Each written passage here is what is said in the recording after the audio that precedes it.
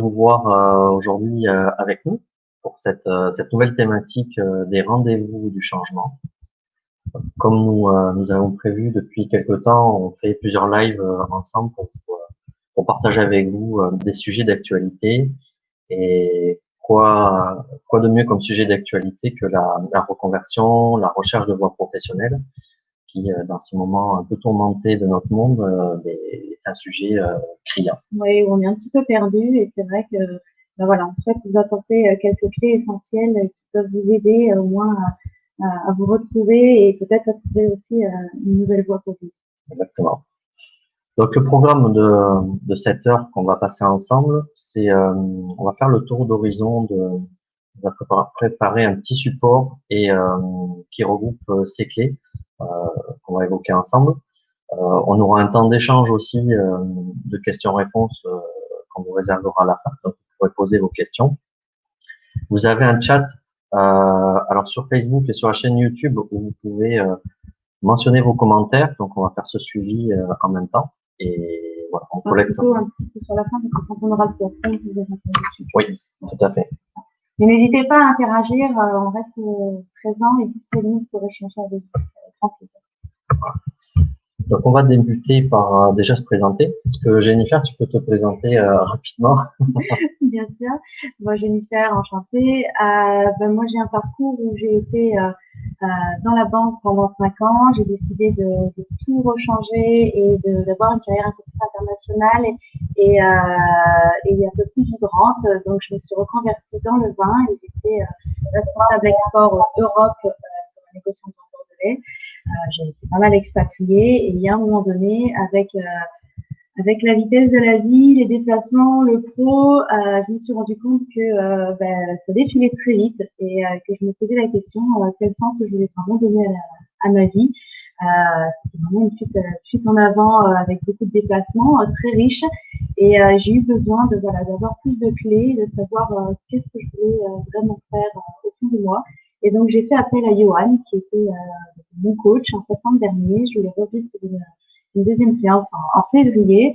Et de là, tout a basculé. J'ai décidé de vraiment tout changer dans ma vie, quitter mon CDI et me dire, allez, vas-y, on fait le grand pas, on change, on sort de la zone de confort du CDI, du bon poste sécurisé et on part se lancer en fait en tant qu'entrepreneur.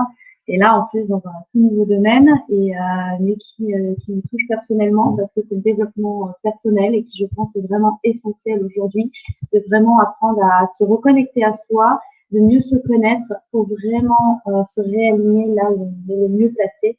Et Yo a eu ces capacités de révéler mes potentiels et de trouver qu'on avait des complémentarités pour pouvoir travailler ensemble et développer ce beau projet.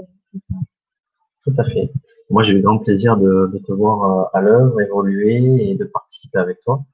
Alors, pour ma part, mon parcours, c'est un peu, ça rejoint celui de Jennifer. Donc, j'ai eu un parcours en entreprise avec poste d'encadrement et parallèlement, ça y est, depuis plusieurs années, je m'intéressais pour faire très court, hein, mais à cette dimension du développement personnel, des sciences aussi fondamentales qui donnent des clés pour comprendre comment fonctionne un être humain. Je me suis dit, euh, vu mon parcours en entreprise, vu les questions fondamentales que se posaient les recruteurs, les DRH, les problématiques qu'on pouvait y constater, je me suis dit, il y avait des choses à faire et de réunir ces clés de développement personnel et spirituel au profit des enjeux de développement pour les entreprises et les particuliers. Parce qu'on est d'accord qu'en fait, dès qu'on se reconnecte à soi, on est beaucoup mieux, on a plus confiance en soi, on est beaucoup mieux dans son quotidien, et donc du coup, on est beaucoup plus performant aussi professionnellement. Donc, le professionnel et le personnel est vraiment connecté. Complètement. Cette alchimie qu'on veut faire partager. Et on a construit toute une offre et des accompagnements autour de ça. Donc aujourd'hui, on va parler de l'approche au niveau du particulier, le particulier qui cherche sa voie, alors que ça soit dans le cadre d'une rupture conventionnelle ou dans le cadre d'une recherche d'emploi depuis quelque temps. On va aborder ensemble ces sujets, ces clés et rentrer dans le détail de nos retours d'expérience et on va vous en faire profiter. Exactement. Alors, avant de commencer, on a fait un constat de départ, on a fait un petit benchmark des chiffres clés qu'il peut y avoir sur la reconversion professionnelle. Et avant de commencer sur ces chiffres clés, il nous a paru essentiel de parler d'un homme qui nous inspire à tous les deux, qui est Nikola Tesla, qui nous inspire pour plusieurs choses. Alors pour ma part, c'est quand j'ai commencé à creuser sur les aspects scientifiques et sur les aspects de développement personnel, je me suis rendu compte que le prisme de lecture qu'on prenait n'était pas forcément toujours le bon et qu'il méritait de changer de regard. Et les énergies, les fréquences et les vibrations, comme expliquait Tesla, sont des clés précieuses pour comprendre comment fonctionne un être humain, comment on interagit avec un milieu et comment on peut franchir des paliers pour aller un peu plus loin. Et je tiens à préciser que c'est pas facile d'intégrer ce concept-là. C'est vraiment un travail au quotidien d'essayer de se dire que tout est bon, tout est juste, même s'il y a des périodes difficiles, des actions difficiles qu'on peut recevoir, des interactions, elles sont là pour vraiment une bonne raison. Certes, sur le coup, on a du mal à détecter mais pourquoi il m'arrive ça, mais du coup, c'est vraiment, il y a une explication derrière et ça nous permet d'avancer. Et du coup, il faut la clé aussi, c'est le lâcher prise et c'est d'avoir la foi en soi, c'est de se dire que tout est bon et juste et donc du coup, il faut continuer à avancer, être dans l'action, mais laisser venir les choses comme elles viennent. Aujourd'hui, on est dans une ère où la science rejoint la conscience et la spiritualité peut être une clé de voûte qui réunifie ces deux approches. Donc, Connect NB, on va présenter rapidement Connect NB. Comment on a voulu en fait se connecter tous les deux? Tout simplement en développant Connect NB. Et que signifie Connect NB pour nous? C'est vraiment se reconnecter à soi, se reconnecter à son entourage, à son environnement, à son entreprise. C'est vraiment faire un tout en fait. On est tous unis et pour vraiment se retrouver et être soi-même. Donc j'en suis l'exemple concret du développement et c'est bien parce qu'on le pratique au jour le jour, donc on sait exactement aussi par là où on passe, les paliers, les difficultés.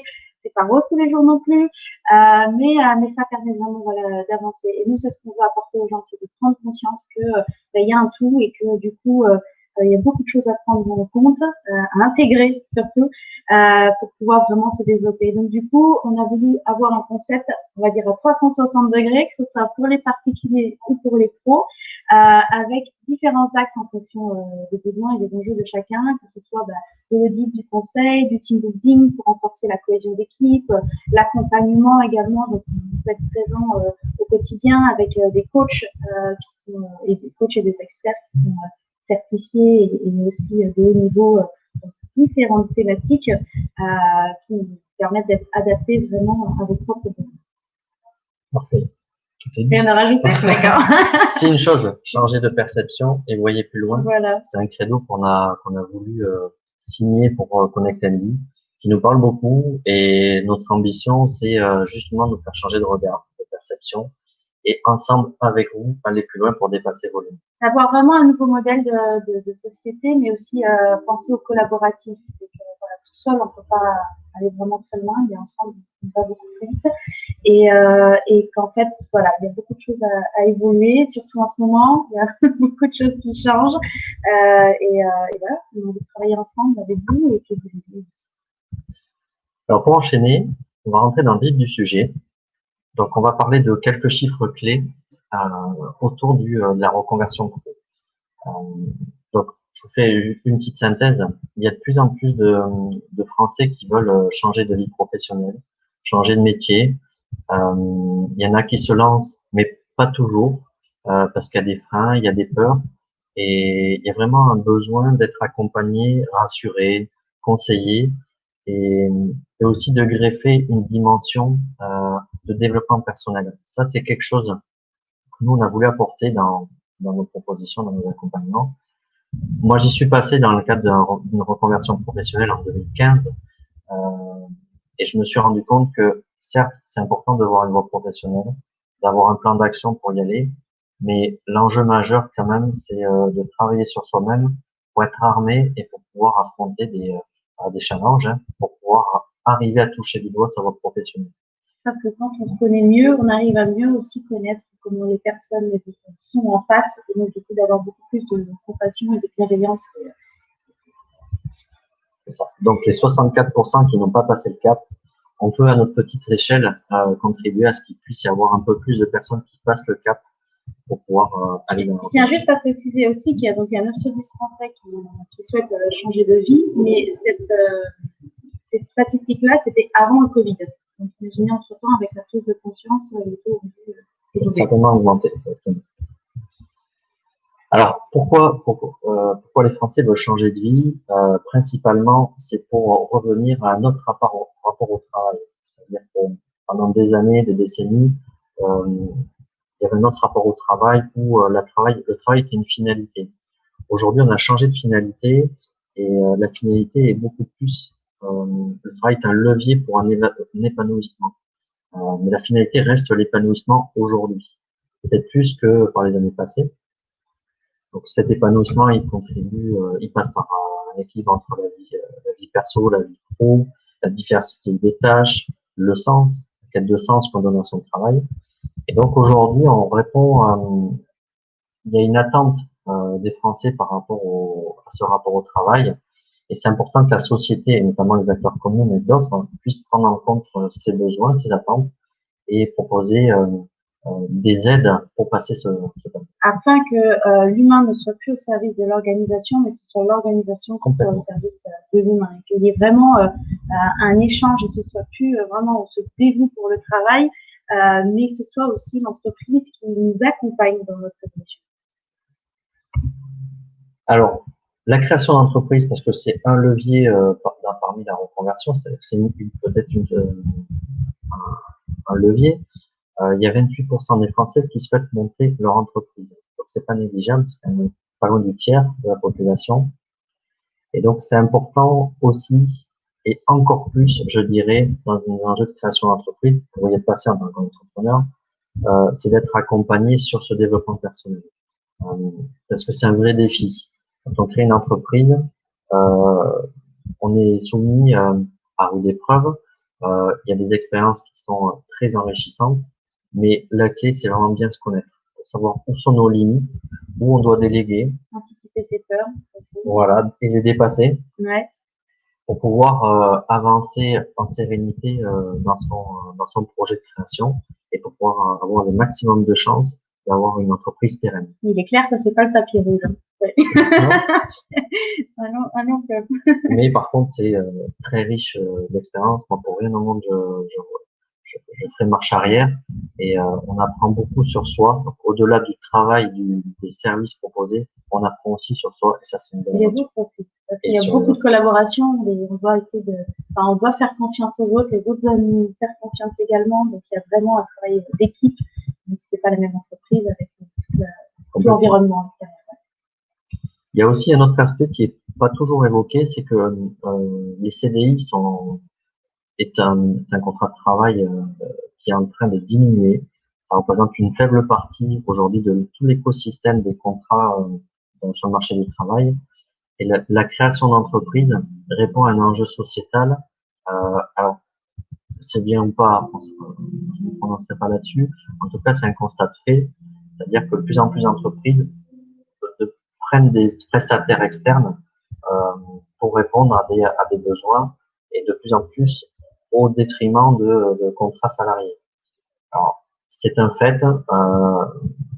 Les pays du nord de l'Amérique, le Canada et les États-Unis sont très à l'aise avec ça et sollicitent beaucoup les prestataires de services. Et sur le continent européen, en train de voir ce moment arriver. Donc, c'est important d'accompagner tous ceux qui ont des valeurs, des potentiels à exprimer, qui ne trouvent pas écho dans un contrat de travail avec un CDI ou un CDD, de pouvoir leur dire, attendez, il y a quand même une opportunité aussi dans la création d'entreprise et dans l'apport de prestations. Et ça répond plus à un besoin du marché du travail. Donc, mais il faut être accompagné, ça c'est clair. Ouais. Être entrepreneur de soi-même.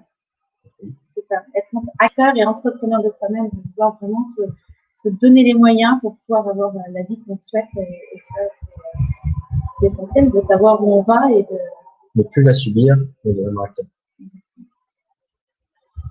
Alors, ensuite, donc il y a des différences entre les cadres et les non-cadres. Les cadres ont tendance à plus souvent se lancer pour différents facteurs. Alors, il y a des facteurs socio-démographiques discriminants en fonction du niveau d'études, en fonction de la catégorie socio-professionnelle. Et donc, on constate cet élément-là.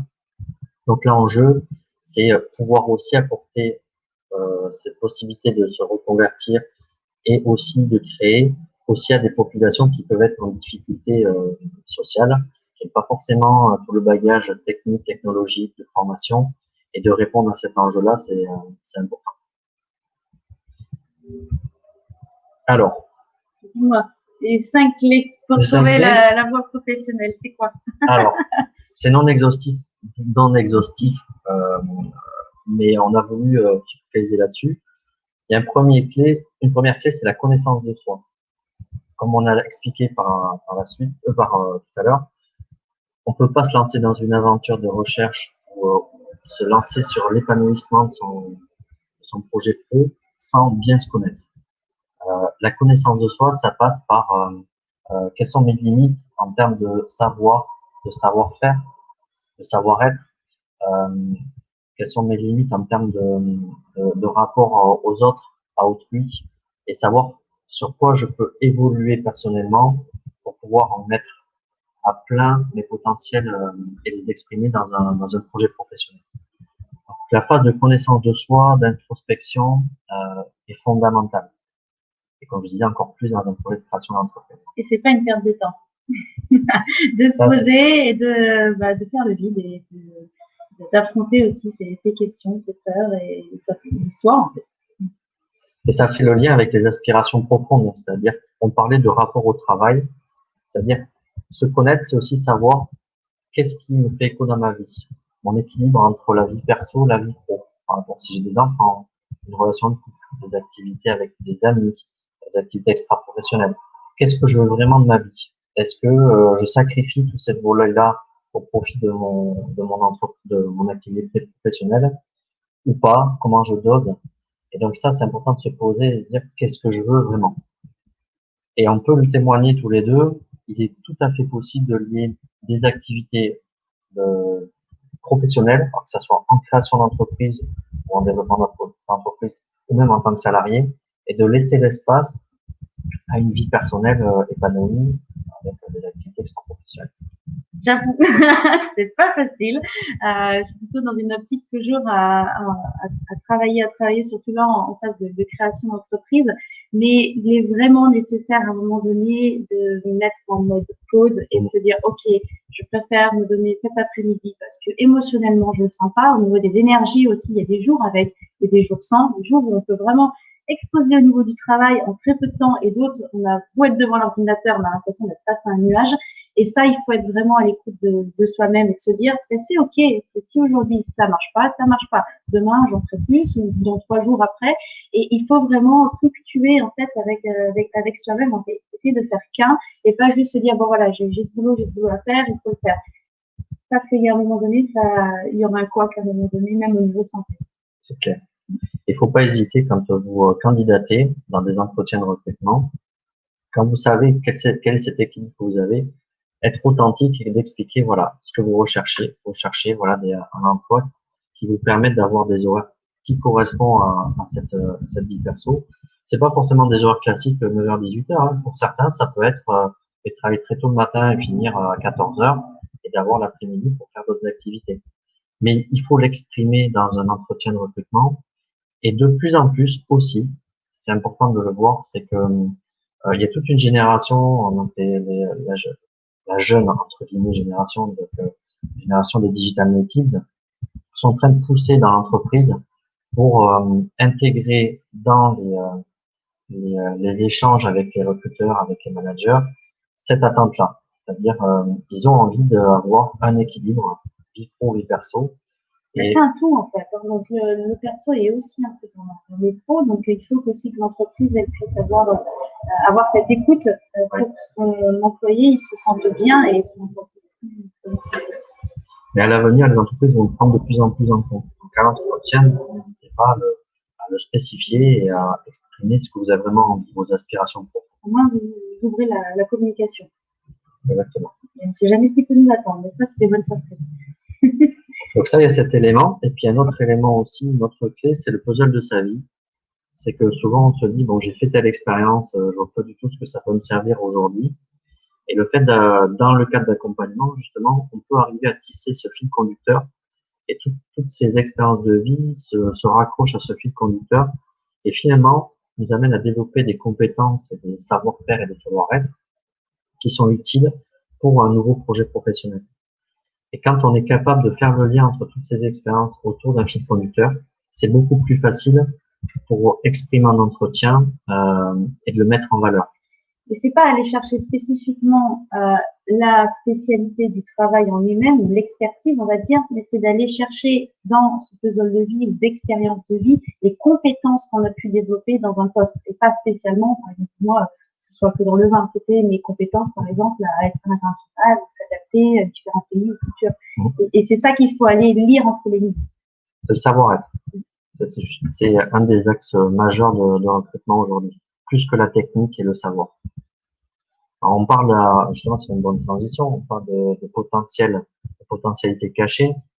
C'est que très souvent dans les accompagnements, on se rend compte que voilà, nos bénéficiaires ne voient pas toujours au premier abord toutes les potentiels dont ils bénéficient. Notre travail, c'est d'aller les chercher et de faire remonter ces potentialités pour les révéler et qu'ils en soient conscients. C'est quelque chose de très important parce que plus ils en sont conscients, plus ils sont capables de les verbaliser. Et on a plus confiance en soi après, de passer à l'acte dans ce projet. Tout à fait. Donc voilà. Et après, la dernière clé, c'est l'écosystème. Donc, l'écosystème, c'est d'identifier là où on va recruter, là où on va postuler, là où on va créer son activité. C'est quel est l'écosystème élargi. Le réseau. Voilà. Le réseau et au-delà de ça, c'est s'ouvrir à d'autres horizons et ne pas se fermer, se mettre des œillères sur les potentialités de connexion, d'influenceurs, de personnes qui vont pouvoir vous ouvrir des portes. Et c'est de l'identifier. Et quand on a bien identifié son écosystème, on peut le solliciter et savoir comment rentrer en contact avec lui, avec des messages d'entrée en contact, avec une compréhension de qu'est-ce qu'attend une personne clé pour pouvoir vous ouvrir son réseau. C'est toute cette approche qui est importante à comprendre, à intégrer et qui vous permet d'aller plus loin dans votre recherche d'emploi et de toucher les bonnes personnes. En fait, c'est d'avoir vraiment un mindset, en fait, une mentalité de je suis ouvert aux opportunités qui viennent à moi. Même si la personne elle n'est pas dans son propre secteur, elle peut être dans un autre secteur, mais il peut y avoir des synergies de compétences, de potentiel qui font qu'elle a une personne peut-être qui peut être pertinente pour développer son projet. Voilà, c'est 5 clés. Il y en a bien d'autres et peut-être que dans la suite des échanges, on vous en fera part en fonction des échanges, des réactions. Et voilà ce qui nous paraît essentiel pour pouvoir trouver votre voie professionnelle. Alors une fois qu'on a... On passe à l'action. Voilà. Comment on fait? Alors, première chose, ce qui est important, c'est de faire un bilan. Alors, bilan de carrière, un bilan personnel, un bilan de compétences, et d'identifier vos potentiels, vos aspirations, tout ce qu'on a évoqué avant, pour avoir une meilleure connaissance de soi et déjà définir une trajectoire pour identifier des pistes et des hypothèses de projet. Donc ça, c'est déjà un premier point important qui est incontournable. On ne peut pas avancer sur les autres étapes sans avoir passé ce premier step. C'est pas spécialement le poste de fin en disant vous allez devenir ça, mais c'est de dire voilà, avec vos capacités, vous avez ce chemin-là à peu près, et donc du coup après vous avez un axe déjà à prendre et ça vous permet d'aller plus vite. Donc du coup après on dresse des hypothèses et il peut y avoir plusieurs hypothèses qui apparaissent, 2, 3, 4, 5, et l'idée c'est de tester ces hypothèses et de les évaluer. Donc à travers par exemple des enquêtes métiers, à travers des échanges avec des professionnels ou des corporations.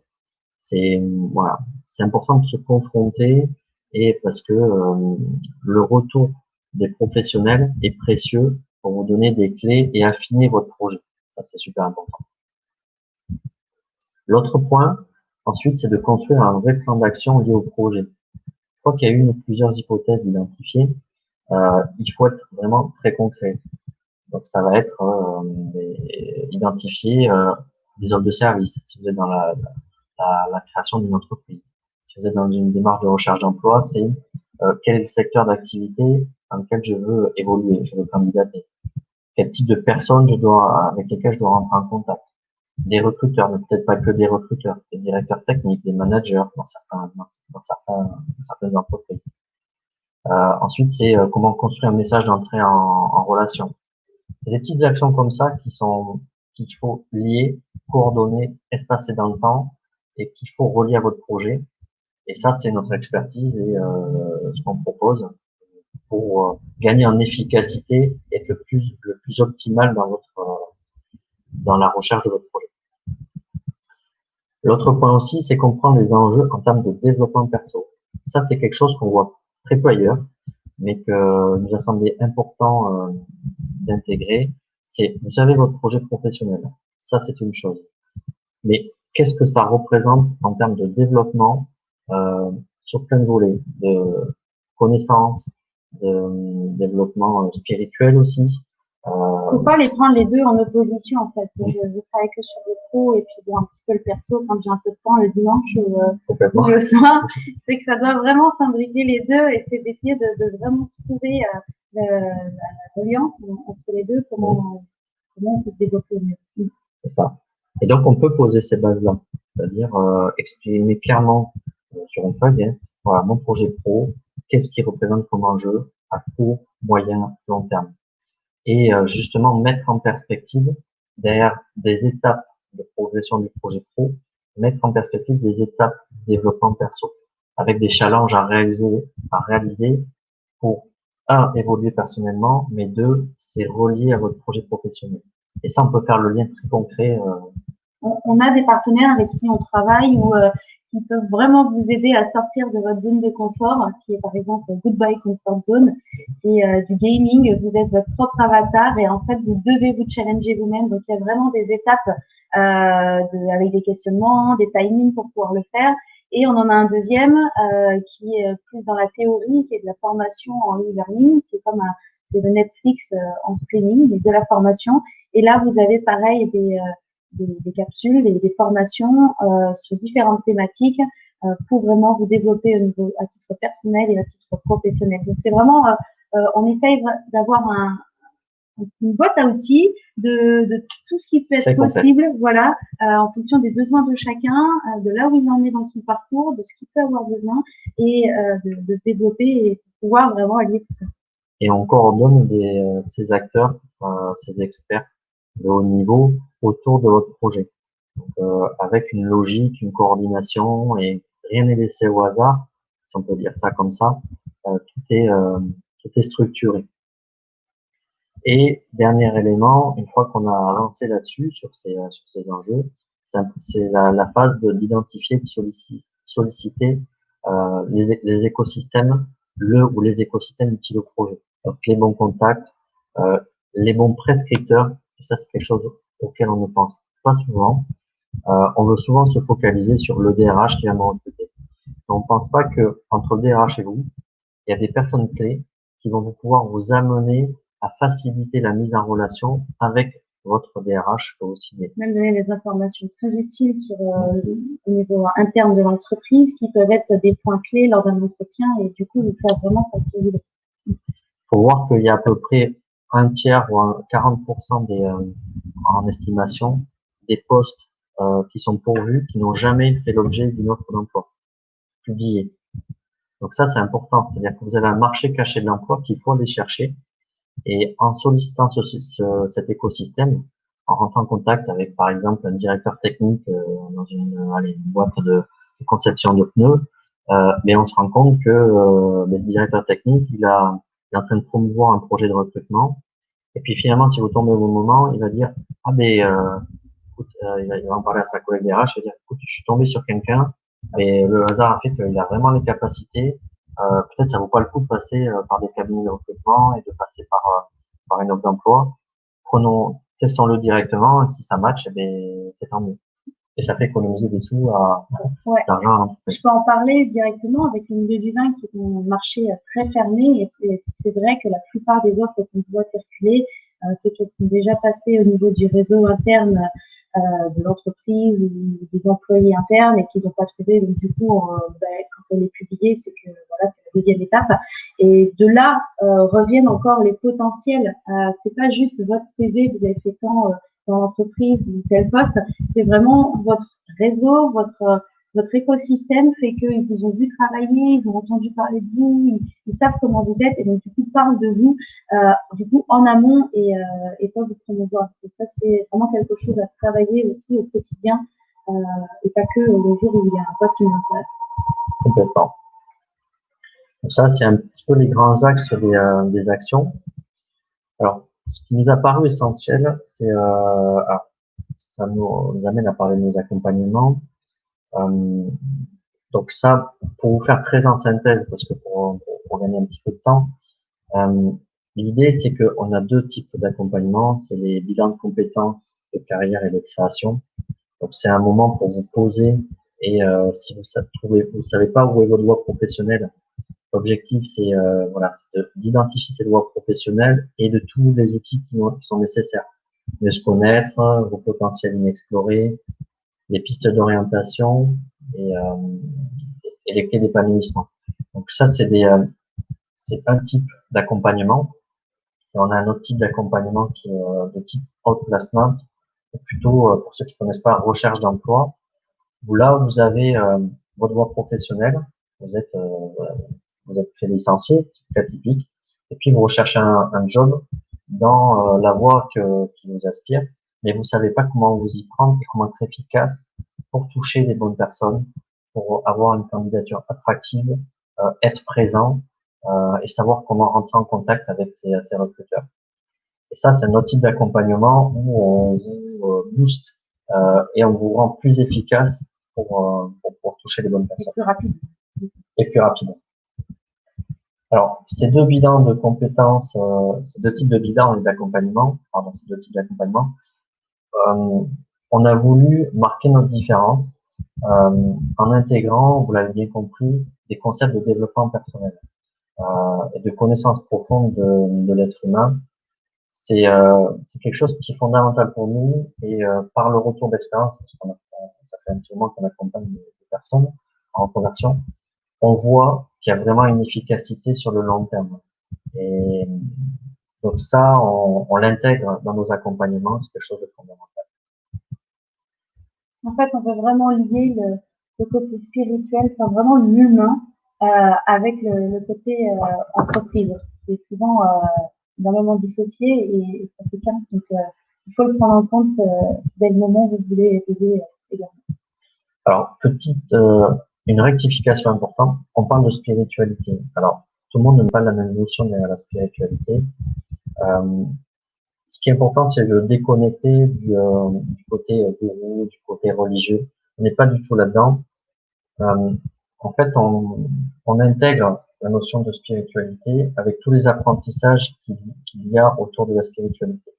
Des choses très concrètes comme la bienveillance, la communication non violente, l'écoute, l'empathie, le respect. Euh, Derrière cette notion de spiritualité, c'est un socle de valeurs, de, de valeurs qu'on partage entre êtres humains et et derrière, il y a des lois universelles. Et c'est intéressant la science commence à toucher de près ces lois universelles, comme la notion d'attraction, la loi d'attraction-résonance. Euh, pour celle qui est la plus connue pour la plupart d'entre nous, on a des clés précieuses pour savoir comment ça fonctionne. Et en adoptant certaines actions, on peut arriver à faire des choses qui sont vraiment très très intéressantes, très profondes, qui permettent de pérenniser des actions, et notamment dans le cadre d'un projet professionnel, on peut aller beaucoup plus loin et ça donne des plus grosses dépasser. Donc ça, c'est pour ça que je voulais rectifier sur cette notion de spiritualité, parce qu'elle est tellement connotée négativement dans notre société, surtout en France. À l'étranger, c'est différent. Mais c'est important de, voilà, de bien poser les choses. On n'est pas des gourous, on n'est pas une secte, on n'est pas des Non, c'est religieux. la prise en compte de l'être humain, de qui on est, comment on fonctionne, qu'est-ce qui fonctionne autour de nous, et pas juste, voilà, il faut que je me lève, j'aille au travail, et il n'y a rien d'autre derrière. Il y a d'autres choses beaucoup plus grandes et qui sont pertinentes et qui s'en rendent compte beaucoup plus. Tout à fait. Donc, on a voulu poursuivre un petit peu parce qu'on, voilà, on s'est dit, OK, il y a des accompagnements qu'on propose. Et la question que on nous pose souvent, c'est est-ce que c'est éligible, il y a des dispositifs de prise en charge euh, pour des budgets de formation ou d'accompagnement ou d'aide. Donc, on travaille avec des partenaires qui sont agréés pour cela. Tout à fait. Voilà. Et on a la chance d'avoir un partenaire voilà, qui joue le jeu, qui nous font confiance et ça marche très très bien. Ils veulent innover dans cette approche-là. Complètement. Alors, on va parler un petit peu rapidement du CPF parce que c'est souvent le dispositif qu'on mobilise le plus pour financer les accompagnements sur le bilan de compétences ou sur l'outplacement. Alors le CPF, c'est le compte personnel de formation qui existe depuis un certain temps et depuis le janvier 2019. Ce qui s'est passé, c'est que il y a ça a été converti en numéraire. Avant, vous aviez euh, des heures de prise en charge.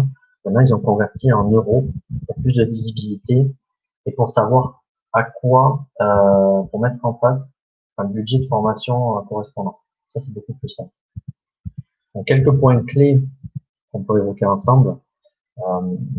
Chaque année, il y a un abondement qui est fait automatiquement, hein, si vous êtes salarié en CDI, de 500 € par an sur votre compte personnel de formation. Bien évidemment, c'est cumulatif d'année en année, mais c'est plafonné à 5 000 € au bout de 10 ans. Et il peut y avoir des majorations en fonction de votre niveau de qualification et si vous êtes voilà, des salariés qui sont à un niveau de qualification moindre, ça passe à 800 € par an. C'est plafonné à 8 000 € au bout de 10 ans. Il y a des majorations possibles aussi, et tant mieux, et ça c'est important, pour les salariés bénéficiaires de l'OETH, donc pour ceux qui sont en situation de handicap, et qui revient à une majoration de 300 € par an. Donc au total, ça vous fait, pour ceux qui sont en situation de handicap, à 800 € par an, qui est abondé sur votre CPF. Et donc, tout le monde a la possibilité de checker pour voir les bons voteurs disponibles, Oui. enfin d'euros disponibles pour la formation. Oui, tout à fait. Sur le site Mon Compte Formation, c'est le site officiel du gouvernement. Il vous faut votre numéro de sécurité sociale et vous avez un formulaire à remplir et vous pouvez accéder au solde que vous avez. Il y a quelque chose d'important, il y a plein de notions importantes et je voudrais rentrer avec vous un peu dans le détail.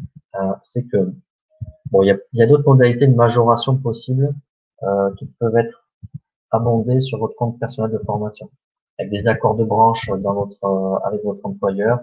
Il y a aussi des situations particulières avec la région, avec différents autres cas qui peuvent abonder sur votre CPF et faire grossir le montant disponible sur votre compte personnel de formation. Mais là, ça a été plutôt synthétisé pour la majorité. Exactement. Il y a vos heures DIF. Alors, ça c'est important. Avant qu'il y ait le CPF, le compte personnel de formation, il y avait le droit individuel à la formation, qui existait depuis un moment.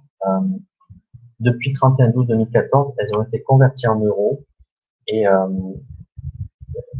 ce qui est intéressant à voir, c'est qu'elles peuvent être intégrées dans votre compte personnel de formation. Il y a une manip à faire qui doit être faite par le salarié, par vous, et qu'il faut faire avant le 31/12/2020 parce que sinon ça sera perdu. Donc ça, c'est vraiment une information hyper importante qu'il faut que vous ayez en tête. Pour tous ceux qui ne l'ont pas fait, il faut aller sur votre compte personnel de formation et on peut vous aider d'ailleurs à faire l'activation de vos anciens droits DIF pour transposer en droit CPF. Mais faites-le parce que c'est du résidu avec un budget de formation que vous avez droit et qu'il faut faire il faut faire cette manip pour pouvoir avoir un budget conséquent. Et qui peut vous être utile du coup dans le cadre de votre reconversion, dans la recherche d'emploi, de votre développement personnel, voilà. Complètement. Autre élément, c'est qu'il y a une portabilité des droits entre le secteur du public et du privé. ça nous arrive d'accompagner des fonctionnaires qui passent qui veulent se reconvertir, aller dans le privé, et ils se demandent s'ils ont le droit de mobiliser, s'ils ont du CPF, et s'ils ont le droit de le mobiliser pour un projet de reconversion. Oui, c'est possible, et dans les deux sens d'ailleurs. Donc ça, il y a des modalités un petit peu particulières, mais ça, on peut vous répondre à vos questions et vous aiguiller là-dessus. Il y a aussi des possibilités de cofinancement et d'abondement. C'est-à-dire, admettons, cas typique, vous êtes en rupture conventionnelle, vous avez des indemnités de licenciement. On a des personnes qui, par exemple, ont un budget sur le CPF. Ils ont par exemple 3 000 €. Et puis, dans les indemnités de licenciement qu'ils ont, ils se disent, eh bien voilà, j'ai reçu 4 000 € d'indemnité, je vais prendre 2 000 € et je peux les mettre sur mon compte CPF pour pouvoir abonder un projet un projet de reconversion. Donc vous pouvez abonder. Vous pouvez aussi avoir des partenaires, des institutions de la région, par exemple, qui peut aussi parfois, sur certaines conditions, abonder sur votre CPF. Donc voilà, il faut étudier tout ça. Tout est possible, hein. Faut vraiment trouver son chemin. En tout cas, voilà, nos bilans, nos actions de formation, d'accompagnement et de conseil aussi à la création de reprise d'entreprise, à la création d'entreprise et de reprise d'entreprise, elles sont toutes éligibles au CPF. Donc on passe par un partenaire. Et on a la grande chance parce que c'est quand même parfois, pour certaines conditions, un peu compliqué. Et notre partenaire a l'habitude et monte les dossiers avec vous, le fait en direct, vous accompagne. Et comme ça permet de vous sécuriser, de vous rassurer. Et tout est calé et structuré. Et c'est vraiment une approche innovante dans le système du bilan de compétences ou de la reconnexion à soi. Il y a vraiment qui est tout mixé et vraiment, ça va être un accélérateur pour vous d'épanouissement. Et donc, c'est ce qui nous plaît, c'est de voir les gens venir nous voir, justement, dire, bon, je suis perdu, Johan, je suis perdu, je sais plus où aller, je sais pas quoi faire, et de les voir repartir, et on sent le rayonnement en eux, et parce que du coup, ça vibre en eux, en fait. Ils repartent vraiment avec des choses que vous avez peut-être pas pensé, et après leur avoir dit, c'est, ah, ok, oui, c'est ça, go! Voilà. C'est notre objectif. Et donc, on co-construit avec vous un projet de reconversion. Donc là, vous avez nos coordonnées sur cette diapo. Il faut aussi, si vous avez besoin, on a rédigé un article sur notre blog, sur notre site internet qui est www.connectmi.com, où il y a plus de détails sur les dispositifs de financement, ceux qui sont on mettra le lien dessous, comme ça, il faut. Oui, dessous la vidéo pour rentrer dans le détail. On va regarder s'il y a des questions. On est vraiment disponible pour vous. N'hésitez pas, n'ayez pas peur. Ah, mais je vois qu'il y a des commentaires. Bien sûr, Sylvie, il n'y a aucun problème. On se connecte après. Donc, si vous avez des questions, c'est le moment. N'hésitez pas à le publier dans le chat.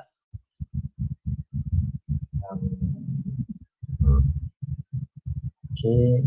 Donc, je vois, Sylvie, tu as des questions par rapport en tant que fonctionnaire. Donc ça, il faut l'étudier au cas par cas parce que c'est sous certaines conditions, mais on pourra regarder ça ensemble et voir aussi avec notre partenaire si on a une expertise complémentaire par rapport aux aides et à tous ces éléments. Dans tous les cas, on reste entièrement disponible. Vous pouvez nous contacter via notre site internet et puis on pourra faire l'analyse de votre situation et de voir tout ce qui est possible pour vous aider dans votre développement.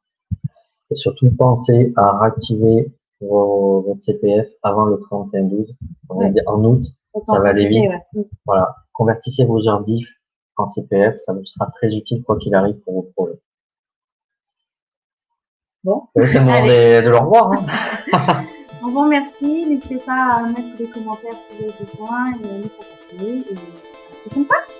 Et je dirais une petite phrase pour conclure, donnant du sens à notre vie. Ça, c'est une clé super importante. Moi qui me parle, et je pense qu'il parle à beaucoup d'entre nous. On vous dit à bientôt et prenez soin de vous et Au plaisir. au plaisir.